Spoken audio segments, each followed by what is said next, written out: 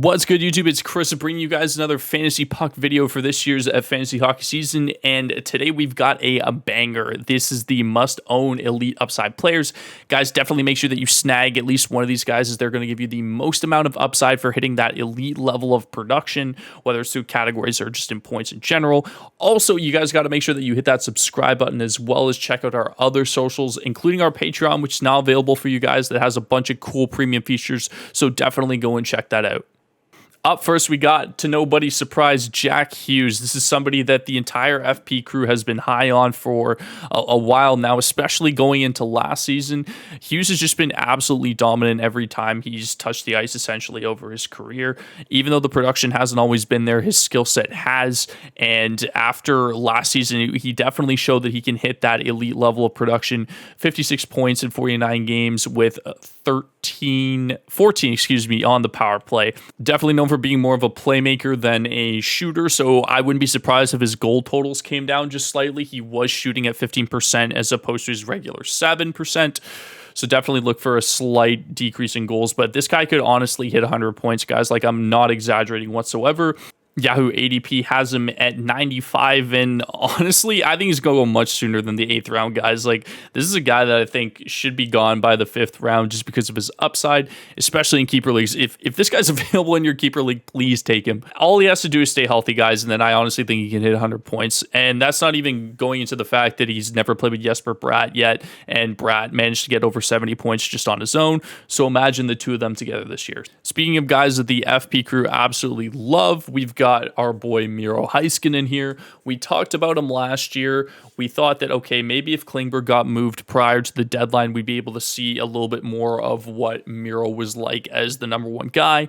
So we're going to definitely see that this season, and I absolutely think that he has elite upside for this season, guys. He's going to get so much power play opportunity. It's going to be ridiculous.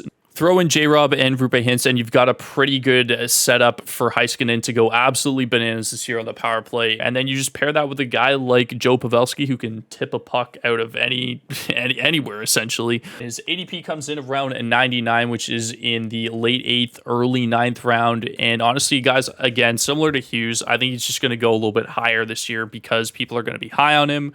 They know he's the number one guy in Dallas now, and they know he's going to see a lot of power play time, and hopefully DeBoer just opens that system up and gives him the green light to just go whenever. We've seen it that he's capable of playing at a point per game.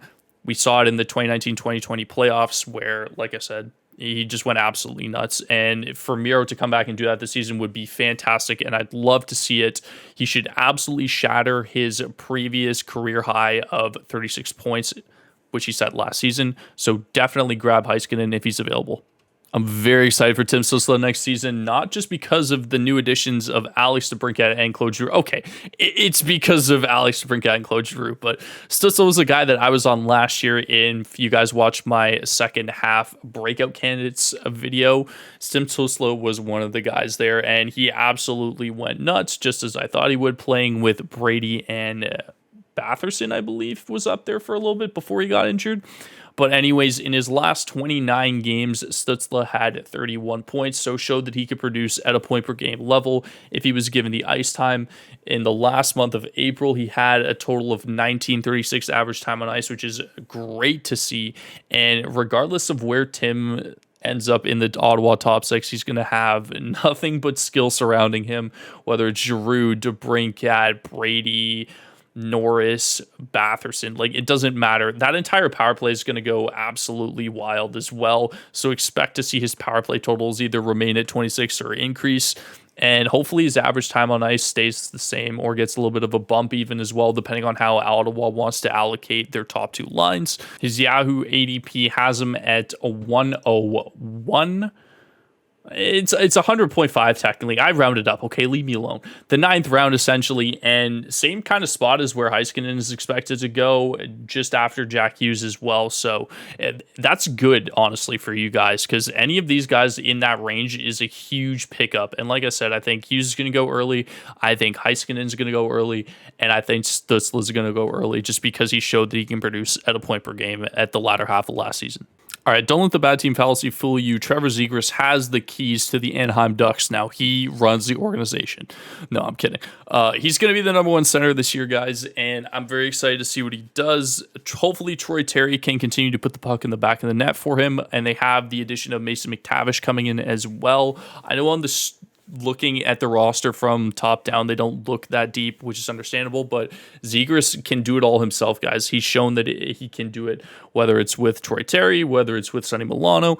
Zegras had a great season last year with 61 points in 75 games, and I believe he could honestly hit 70 this year as well. Don't, again, look at just Anaheim being like, oh, Zegras doesn't have anybody to play with. This guy is talented enough as a playmaker to get it all done himself. 17 on the power play as well last year, so definitely has those good power play totals.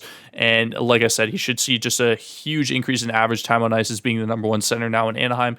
I'm most excited for Zegras because of his current ADP on Yahoo. It's currently sitting at 120, which is going to be an absolute steal if you guys can get your hands on him.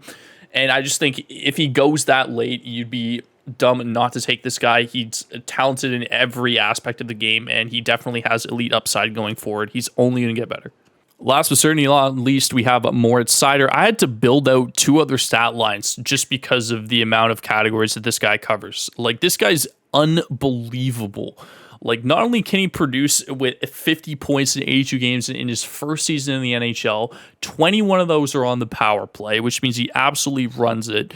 Then he's got 187 shots, over 160 blocks, over 150 hits, and not only just hits, this guy crushes people. Go watch some of his highlights.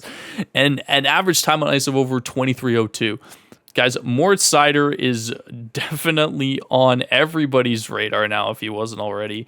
And it's very apparent based off of his ADP of 44, which puts him in the 4th round around guys like Stone, Otter, Jack Eichel, Patrick Kane, according to Yahoo. So, like, he's on everybody's radar now, guys. If you can pick up this guy is going to be Victor Hedman 2.0. I talk about it all the time. I love the guy. He's phenomenal. I don't need to sell you on this guy. You should already know how good he is. He's an absolute must draft if he's available. That's going to do it for this video, guys. Hopefully you guys enjoyed. Thank you so much for watching. I'll see you guys in the next one. As always, hit that subscribe button, leave a like if you enjoyed this video, and leave your comments down below on what you guys thought about the video and other videos that you guys would like to see throughout the regular fantasy hockey season. So I will see you guys in the next video. Have yourselves a fantastic rest of the day.